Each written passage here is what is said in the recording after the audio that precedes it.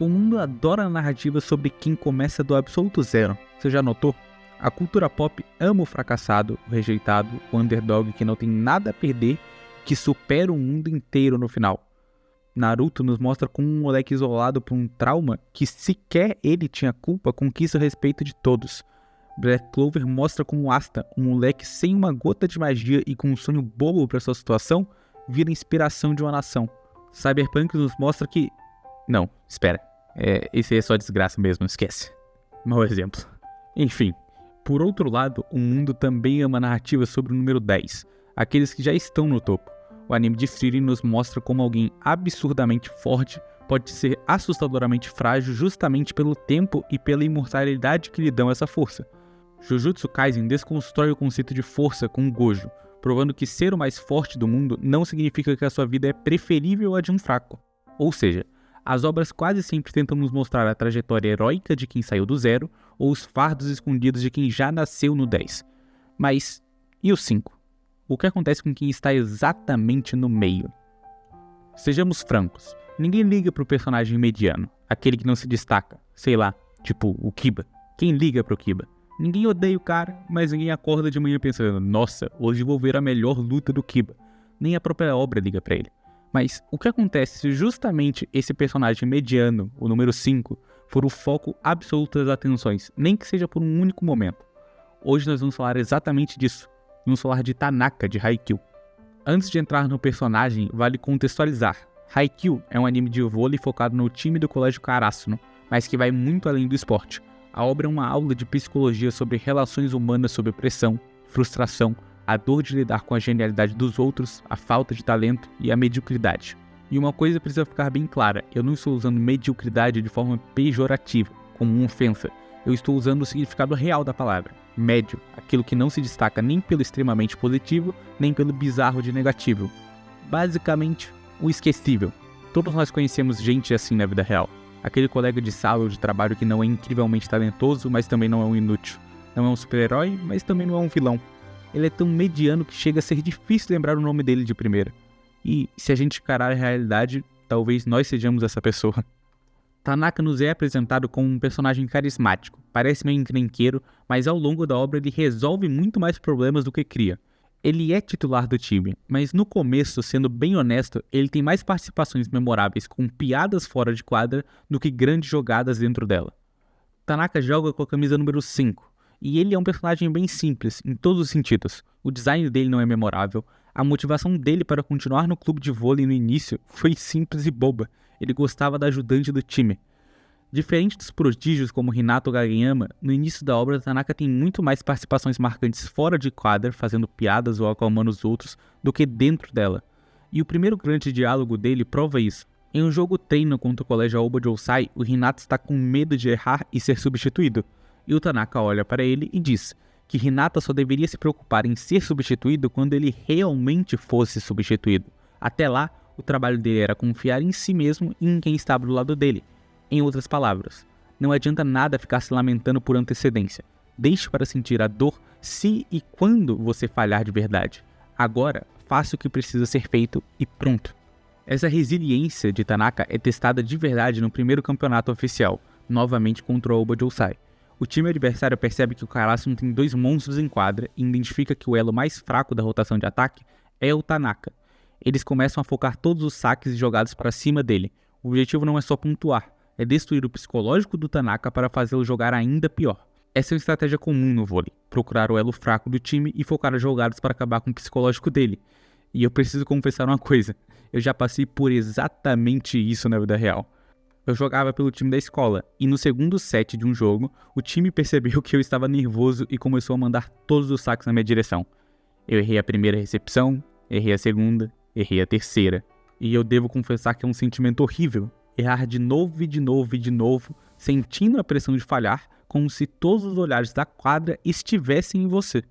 E essa situação vai consumindo o Tanaka. Ele comete erro atrás de erro. O Hinata, lembrando da ajuda que recebeu no passado, tenta ir até Tanaka para consolá-lo.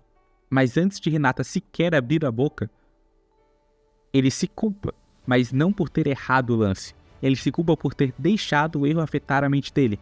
Ele não se acovarda, não se esconde, pede o passe e pontua de novo. A resiliência mental dele é o seu forte. Campeonato Nacional. Um oponente favorito ao título, ginásio lotado. Tanaka se encontra na mesma situação, mas o nível de jogo é outro. Ele tenta provocar o oponente para se manter no jogo, porém ele falha nas recepções e acaba tendo que ser coberto pelo Nishinoya. No dia do jogo mais importante da vida dele, ele era o peso morto da equipe. A única coisa que ele conseguiu fazer naquele ponto do jogo foi elogiar a recepção de seu colega. Enquanto a bola roda na quadra, a mente de Tanaka viaja no tempo. Ele se lembra de quando ele entrou no clube. Tanaka era só um moleque delinquente querendo achar o seu lugar. Como eu disse, ele só ficou no vôlei por causa da Shimizu, e todo mundo zoava ele por ele ter pedido ela em casamento no primeiro dia que a viu. Mas os veteranos dele viam outra coisa em Tanaka. Embora o motivo dele ter entrado fosse bobo, a dedicação que ele tinha no treino diário era assustadora. Naquela época, Tanaka resmungava sobre como as pessoas zombavam do clube de vôlei por dizer que eles não ganhavam nada há anos.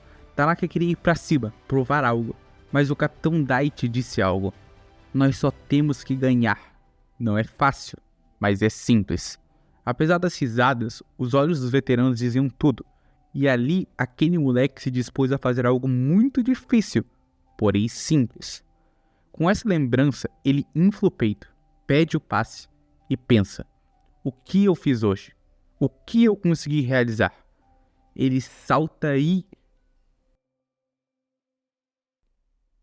falha de novo. Ele se lamenta com a face rindo, mas os olhos dele não. Ele tenta de novo. Ele infla o pulmão e grita. Mas o passe não vai para ele. O time prefere outro jogador. Não por maldade, é uma coisa que acontece durante o jogo. Tanaka chega no fundo do poço nesse ponto. Ele foi ignorado. Mas nesse milésimo de segundo que vem a salvação. Assim como ele ajudou Hinata no começo, Hinata volta para ajudá-lo.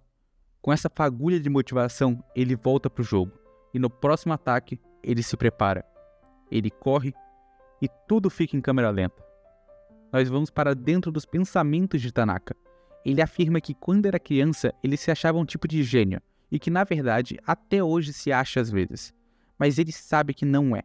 Ele afirma ser mediano em habilidade e em físico. E ele está subindo uma escada. A escada da sua vida. Vendo que ele não se compara aos prodígios. E é doloroso aceitar isso. A verdade nua e crua é que a maioria esmagadora de nós não é uma tragédia épica e nem um fenômeno da natureza. Nós não somos o 0 à esquerda e nem o 10 genial.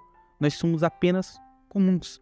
Mesmo naquilo que você acha que é o seu melhor atributo na vida, muito provavelmente você ainda é extremamente mediano no grande esquema das coisas. Mas quer saber da verdade libertadora que o Tanaka nos ensina? Se você é o número 5, se você está preso no meio, você realmente acha que tem o luxo de abaixar a sua cabeça e ficar se lamentando por não ter nascido um gênio? O mundo não te deve um caminho fácil. Por que deveria? Todo mundo naquela quadra tem seus próprios desafios e dores. A resposta de Tanaka para a vida é ridiculamente simples, mas dolorosamente difícil. Você só precisa continuar tentando, até que você realmente consiga acertar.